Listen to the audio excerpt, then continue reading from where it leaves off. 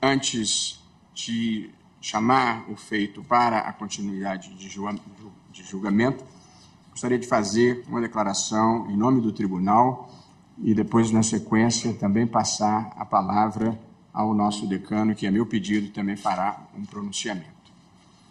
Nesse momento em que o Supremo Tribunal Federal é alvo de propostas de mudanças legislativas que, na visão da Corte, não são necessárias e não contribuem para a institucionalidade do país, cabe fazer algumas reflexões.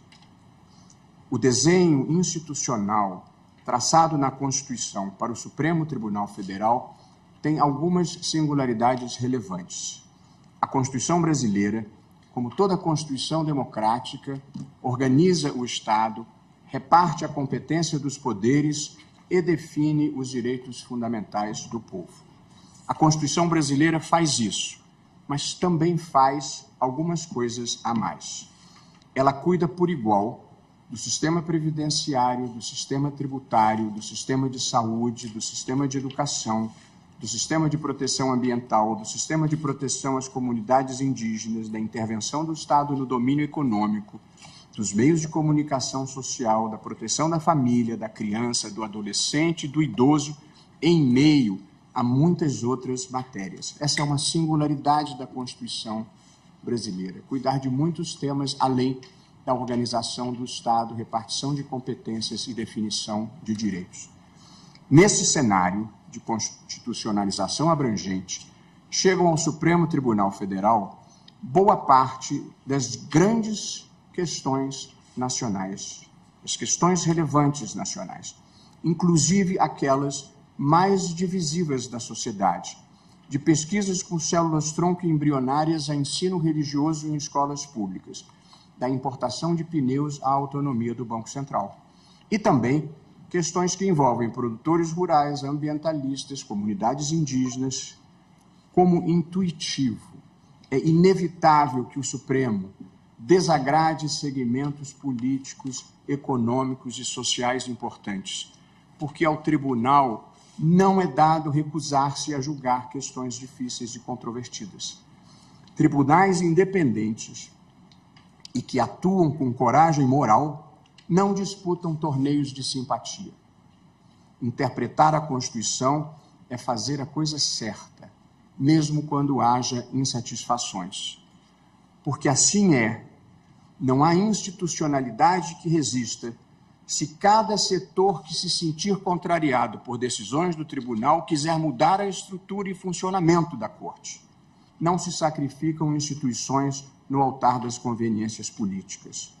O Senado Federal e seus integrantes merecem toda a consideração institucional do Supremo Tribunal Federal e, naturalmente, merecem respeito às deliberações daquela Casa Legislativa.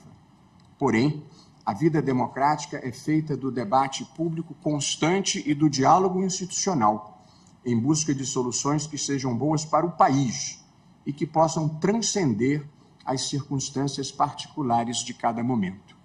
Nesse espírito de diálogo institucional, o Supremo Tribunal Federal não vê razão para mudanças constitucionais que visem a alterar as regras do seu funcionamento. Num país que tem demandas importantes e urgentes, que vão do avanço do crime organizado à mudança climática, que impactam a vida de milhões de pessoas, nada sugere que os problemas prioritários do Brasil estejam no Supremo Tribunal Federal.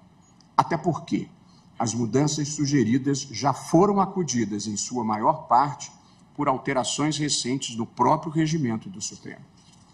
Nos últimos anos, o Supremo Tribunal Federal enfrentou o negacionismo em relação à pandemia, salvando milhares de vidas.